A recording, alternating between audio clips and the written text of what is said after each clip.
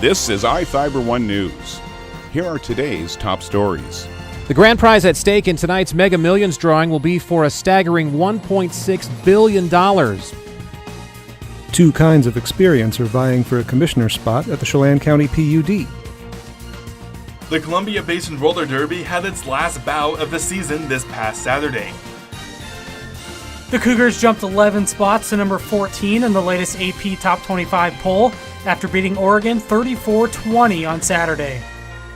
From the iFIBER 1 newsroom, this is iFIBER 1 News, and it starts now. The grand prize at stake in tonight's Mega Millions drawing will be for a staggering $1.6 billion, which matches the largest lottery amount ever up for grabs in the U.S., and ticket sales for that historic prize at every local retailer we talked with have gone through the roof. So many of them. It's been insane. I came back from my lunch on Friday at 3:10. I get up at 7. I was stuck behind the counter the whole time selling tickets. Nothing but tickets. This evening's big drawing also has plenty of folks who don't play the lottery on a regular basis coming out to take a $2 chance. Do you usually buy tickets? Never. Never. So you've come out for the $1.6 billion. That's correct. Do you usually play Mega Millions? Just when it's higher than usual. Well, it's pretty high right now. What would you do with $1.6 billion? Well, I'm not sure, but I'm buying the dream.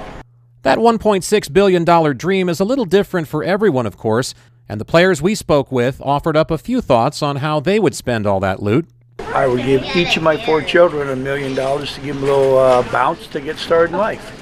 Very good. And the rest of it? I would spend it and enjoy it and donate some. Pay off bills and travel a little bit. Where'd you go? I don't know. Italy sounds good.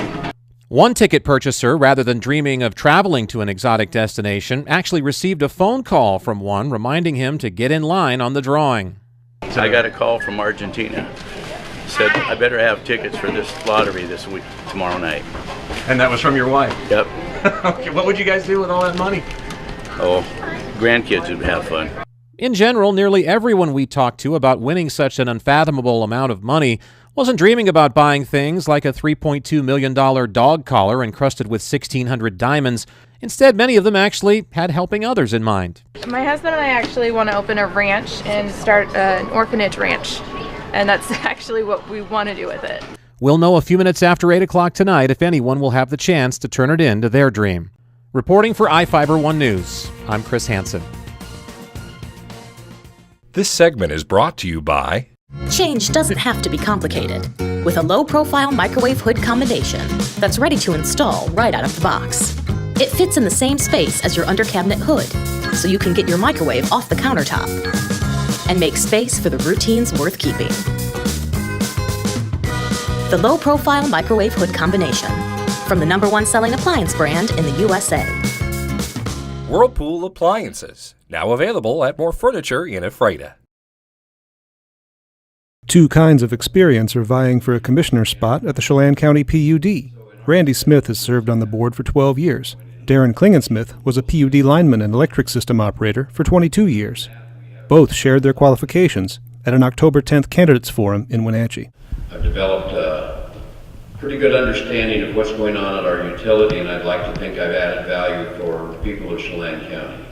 I have a really good understanding of the Northwest grid, how Chelan interacts with our neighbors, with the Western Interconnection, how our PUD works, all the components of our PUD, and relationships with the people who grew up there for 20 plus years.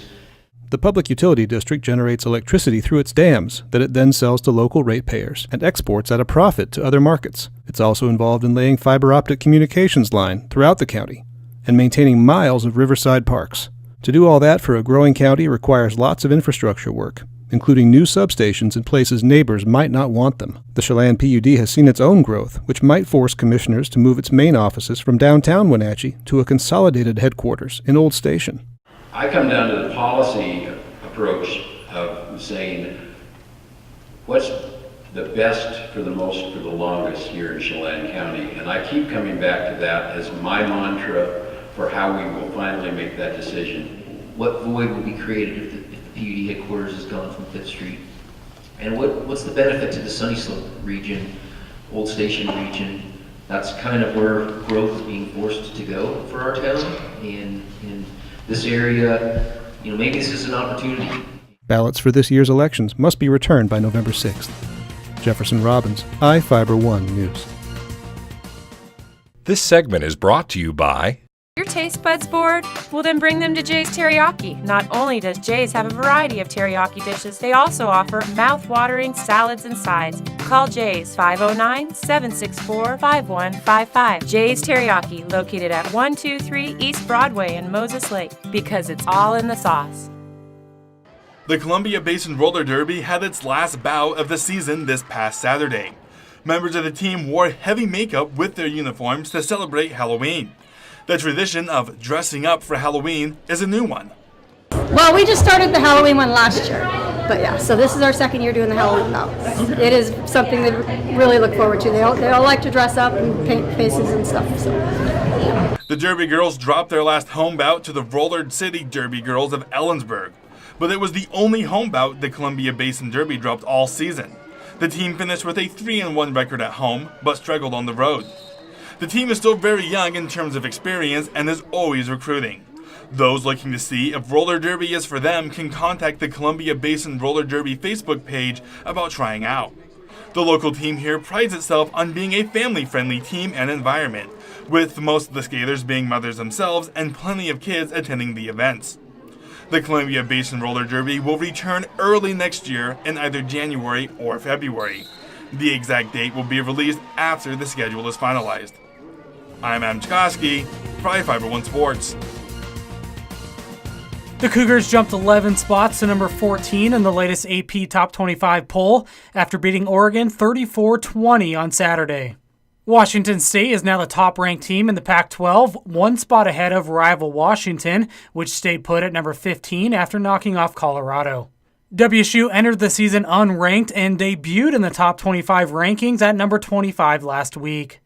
Quarterback Gardner Minshew finished 39 of 51 for 323 yards and 4 touchdowns in the win over the Ducks to cap off one of the biggest days in program history that started well before sunrise Saturday morning.